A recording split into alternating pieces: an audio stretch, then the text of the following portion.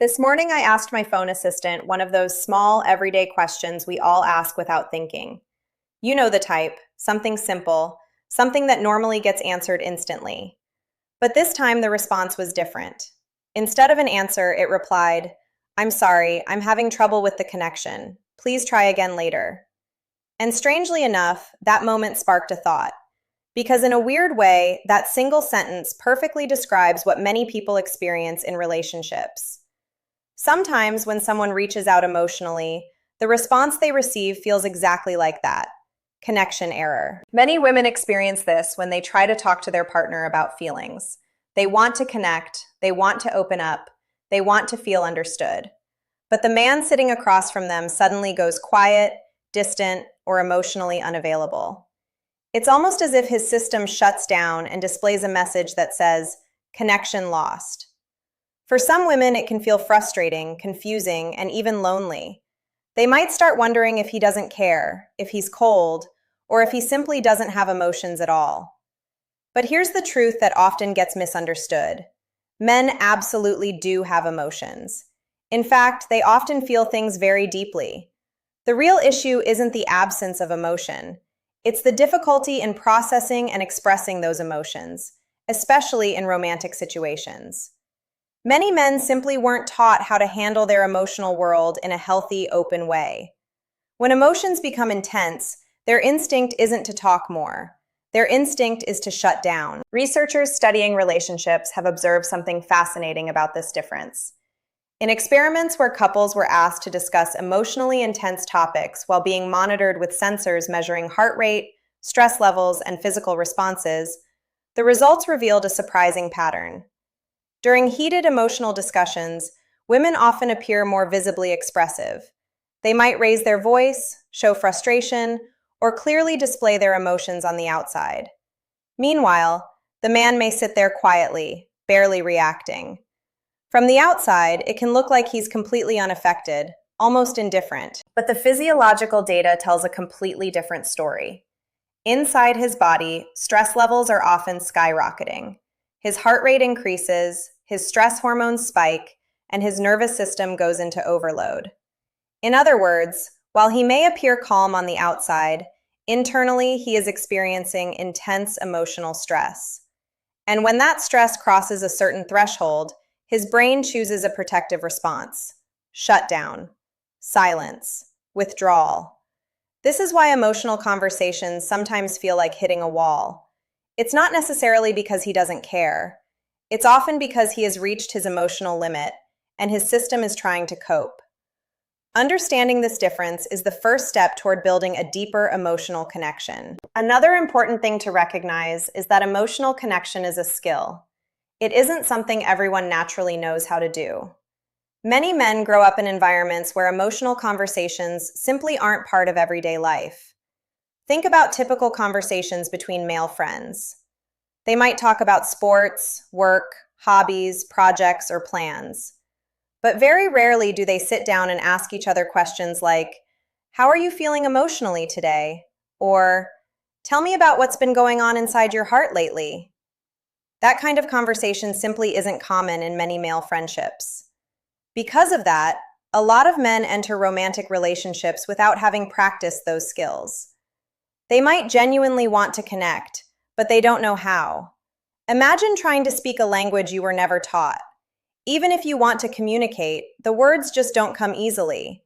Emotional communication can feel exactly like that. One powerful way to build emotional connection is through empathy, but real empathy, not just sympathy. There's a difference between feeling bad for someone and actually being emotionally present with them. Sympathy is when you observe someone's struggle and feel sorry for them. Empathy is when you step into their experience and truly try to understand what they're feeling. Many people believe they are naturally empathetic, but real empathy is a skill that develops over time. It often requires learning, practice, and sometimes guidance from a partner. In many relationships, one person ends up teaching the other how to be emotionally present. This doesn't mean one person is better than the other. It simply means they developed that skill earlier in life. Another key factor in emotional connection is emotional tolerance. Everyone has a certain threshold for emotional intensity. Some people can talk about difficult feelings for hours without becoming overwhelmed. Others reach their limit much more quickly. Once that threshold is crossed, the brain shifts into defense mode. For many men, that defense mode looks like silence, withdrawal, or avoiding the conversation entirely. Understanding this threshold can prevent many misunderstandings. If someone repeatedly pushes conversations beyond the other person's emotional capacity, it can lead to repeated shutdowns. The goal isn't to eliminate emotional conversations. It's to pace them in a way that allows both people to stay present and engaged. Humor can also play an unexpected role in building emotional connection. If you observe how many men bond with their friends, humor and playful teasing are often central parts of the interaction. Banter, jokes, and lighthearted conversations create a sense of safety and familiarity. In that relaxed environment, deeper conversations sometimes emerge naturally. This doesn't mean every conversation needs to be serious and intense in order to be meaningful. Sometimes laughter creates the bridge that serious discussions cannot. When someone feels relaxed and safe, their emotional walls naturally lower. Another powerful way to strengthen emotional connection is through shared activities. Many men find it easier to open up when they are doing something rather than sitting face to face in a deep conversation. Activities like going for a walk, hiking, driving somewhere together, playing a sport, watching a movie, or working on a project side by side can create a comfortable environment where conversation flows more naturally. This happens because shared activity reduces the pressure of direct emotional focus. Instead of feeling like the entire conversation is under a microscope, the attention is partly on the activity itself. That relaxed environment often allows emotions and thoughts to surface more easily. In many ways, emotional communication between men and women is like learning two different languages. One language emphasizes talking, sharing, and exploring feelings in detail.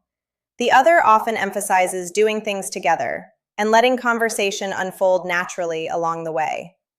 Neither approach is wrong. They are simply different communication styles. The most successful relationships are the ones where both partners learn a little bit of the other person's language. One partner may learn to appreciate deeper emotional conversations, while the other learns to connect through shared experiences and humor. Over time, both styles blend together and create a balanced connection. It's also important to remember that growth takes time. Emotional skills develop gradually, especially if someone has never practiced them before. Patience, understanding, and consistent communication can make a huge difference. Instead of expecting instant emotional fluency, it helps to view the process as learning together. Ultimately, emotional connection is not about forcing someone to become someone they're not. It's about creating an environment where both people feel safe enough to grow. When that happens, even someone who once seemed emotionally distant can slowly become more open, more expressive, and more connected. Real connection isn't built in a single conversation. It's built through many small moments of understanding, patience, laughter, and shared experience. And when both people are willing to learn from each other, those small moments gradually turn into a strong and lasting emotional bond.